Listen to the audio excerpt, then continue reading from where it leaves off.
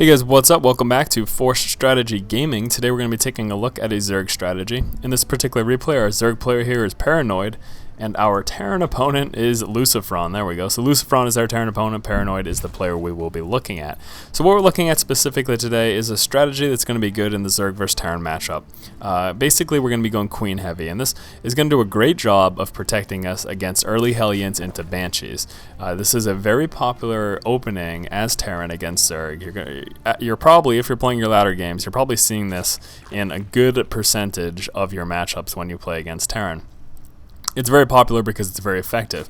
Many times, Zerg has a hard time dealing with a Hellion opening into Banshees. But what you can do is, if you go Queen heavy, basically that's the unit of choice. That's what we're going to be using to defend against both types of harass. This obviously also allows us to spread creep easily if we have more than just our two Queens, because we are getting a fast expansion, as is pretty much the case in a lot of Zerg players' builds, except in the Zerg versus Zerg matchup. So we're going to be getting a lot of Queens. This is going to defend us against both the Hellion and the Banshee. And essentially what we're going to be looking at is playing a macro-heavy game, a macro-heavy play style, relying on solely the Queens as well as our drones as early game defense, macroing up pretty hard. And then when we feel comfortable, when our economy is really strong, then getting units we need to defend against any pushes. But the great thing, again, about getting those Queens as your sole unit early game is it allows you to invest most of your resources into your economy. And if you can pull this off, if you don't get hit early by a very strong force, and you can pull this off with just using your Queens and your drones to defend, then you're going to be in a really good spot economically. So let's start off by looking at that opening build order. Very standard. We're going to be seeing a fast expansion at 15, and then at 15 supply again, we're going to be getting that spawning pool. There's a few notes about this matchup that I do want to mention. First and foremost, we're not seeing an early game scout. That's something you obviously want to do. It's very important to find out exactly what your opponent's going for. Now, we're going to be safe in this particular matchup, in this game, but as an example, say we got hit early game with early game Marine bunker push, something like that. That could actually be pretty hard for us to deal with. So you want to scout, you want to make sure you know exactly what your opponent's doing before you do any really heavy prep work and preparing for what your opponent's going to be throwing at you. You want to have an idea of what it is that they're doing. So scouting, very important. Try to send out that scout. Usually somewhere around 10 supply is when it's a good time to send out your drone scout. Spawning pool coming up, first thing we're going to be doing is getting that Queen. That Queen did come out at 17 supply. Also going to be getting a second Queen over here at our natural. That came out at about 22 supply.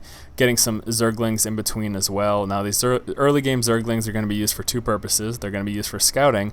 They're also going to be used to grab Xel'Naga Towers, or that's what they should be used for. Getting Xel'Naga Towers is very important. Seeing a push coming before it's at your base is important. It allows you to position your units. It allows you to prepare properly.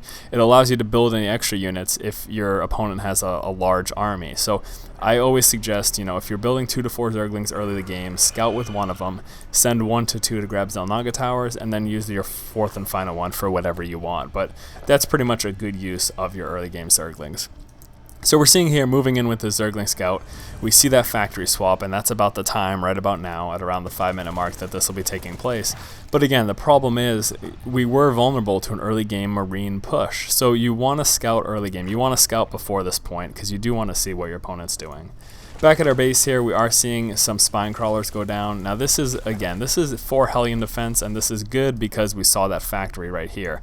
Something I want to note, in this particular matchup though, Paranoid does drop the spine crawler before he scouts the factory. That's not necessarily the best idea. If you're going to scout this, you can drop the spine crawlers and still have enough time to prepare.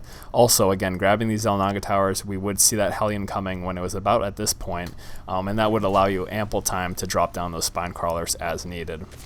So here we can see we do have these 2 Queens out at the moment, coming out with additional Queens as well. There's that 3rd Queen coming right here, and this is essentially what we're going to be using. This positioning right here does a really good job of preventing both sides of the expansion. At our main, we're pretty much just going to be using the Queens as well as these drones. The only thing you really want to avoid is lining them up in a straight line, because if the Hellion gets a couple shots off in that straight line, he will take out a lot of your drones. So you want to surround the Hellions, but try not to clump up in one big pile. So we have the 3 queens out now, easily able to deal with these Hellions. You can see how effectively they're able to do this. Also, again, now that we have that 3rd queen out, we're going to be able to start spreading creep, and that's going to help quite a bit in dealing with this Hellion harass as well. Getting the Lair upgrade right now that was coming down at 46 supply. I also want to mention this Extractor came down at 28 supply. That was just basically a little bit after we got our 2nd queen there. So this is precisely what we're doing here. We're using our queens, spreading creep, and this is our early game defense. And this is the only thing we've been defending with. You can see at this point in the game, we're about 7 minutes into the game, and except for those initial Zerglings, there have been no additional Zerglings built, just relying on queens. Lair's upgrading here, obviously, but we have another queen coming over here. Have these Extractors up, because we're going to need to do that transition shortly into mutas after this initial macro up in this early part of the game. But again, just using the queens, and that's it. That's our early game defense. Once this Lair is up, also preparing for the possibility of Banshees. Here we go. We saw those Banshees coming. I'm going to go back to talking about those Xel'Naga towers. Like I said, very important. What if he didn't just run by Overlord here?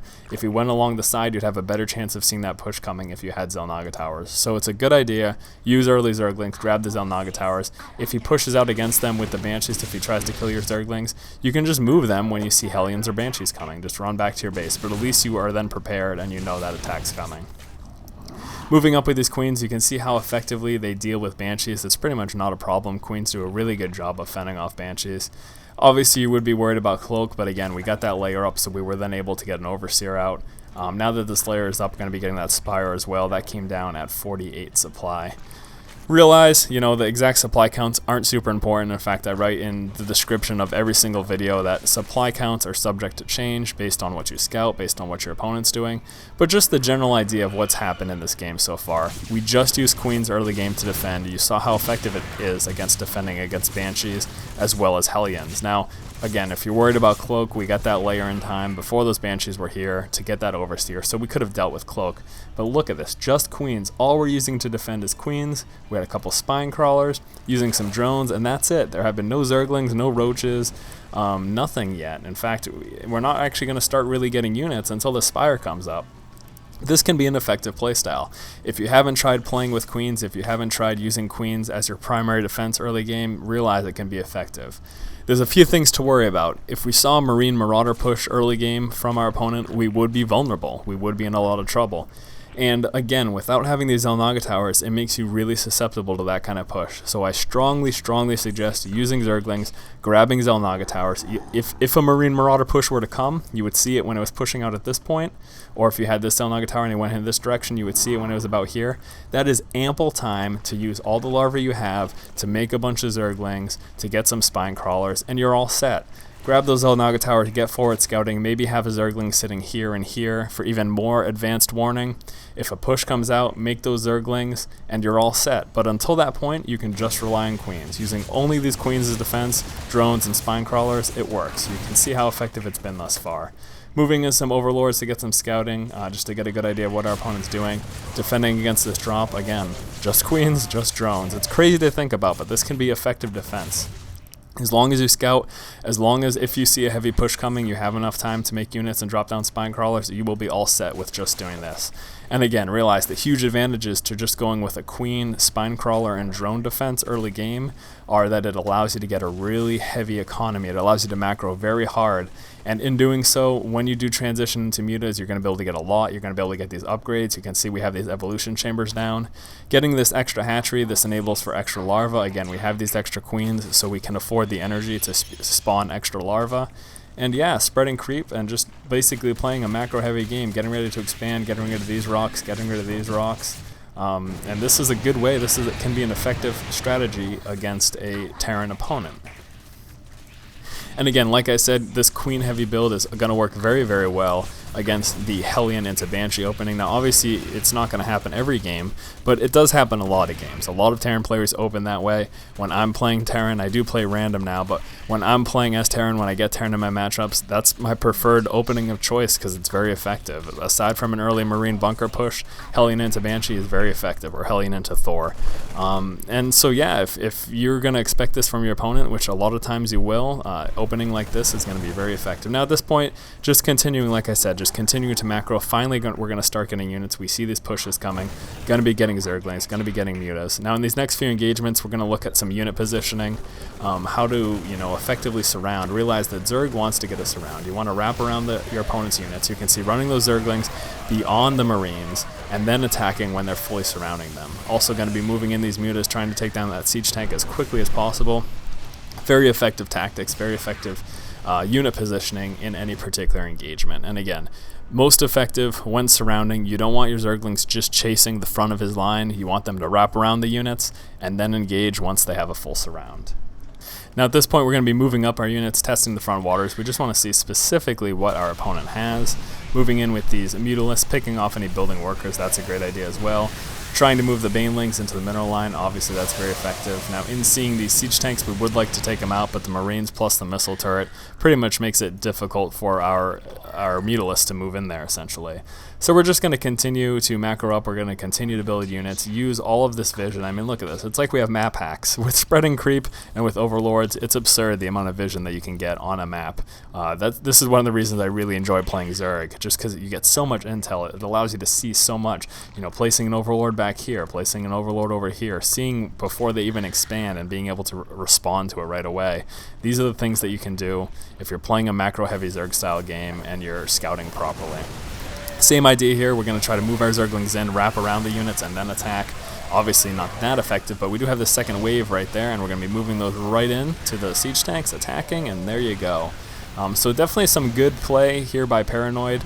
Again, this is a good build, it's a good tactic. If you haven't tried a queen heavy, macro intensive Zerg build, it's fun, it's an enjoyable build, defending yourself with just queens and spine crawlers. It can be really effective, and again, if you can survive the early game, you're going to be in a very, very strong position mid to late game because you're going to have such a strong economy.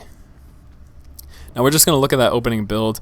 Again, realize the numbers aren't as important as to when they took place in the game. Starting off with that 15 hatch, following that up with a 15 spawning pool. 17 supply is when we got our first queen. Second queen came out as 22 supply. Also made some of those early game Zerglings. Again, use them to scout, check the front of your opponent's base, see what's going on, grab those Xel'Naga towers. These are all really great ideas. 28 supply is when we get that first Extractor. 46 supply, this Lair came up. We used just the queens and drones as well as these spine crawlers that were positioned here and here to defend against early game Hellions. And then the queens coupled with an overseer just in case they had cloak was able to defend against those Banshees. And that was it. That's what we used for early game defense, using the scouting, grabbing Xel'Naga towers, using forward overlords, having forward Zerglings in front of his base. That's a good idea as well. Again, realize a real danger in this build is an early game heavy push of Marines and Marauders. If you scout properly though, if you have Xel'Naga towers, if you have forward Zerglings and overlords, you'll see it coming, you'll have enough time to drop spine crawlers, you will have enough time to make any Zerglings and banelings that you need, and you should be just fine. So once again guys, this has been Force from Force Strategy Gaming. If you guys like our videos and you like what's going on here, please do go ahead and subscribe to our channel. Keep watching and keep owning, guys. Or if he's attacking with Banshees or anything like that. So have an Overlord sit on the dark edges so you can see that kind of push coming. These are things to add to what we're seeing Damaga do here that could put you in a safer position and be prepared for any sort of a push. Now we know for certain bio-heavy build, so want to move our Zerglings in, surround, and then attack. That's something else that's really important. How to properly attack with Zerglings. You want to get them to wrap around the opponent's army, then they start attacking. And that's going to slow them down and allow your banelings to catch up and do massive amounts of damage, and that's essentially exactly what you want to do.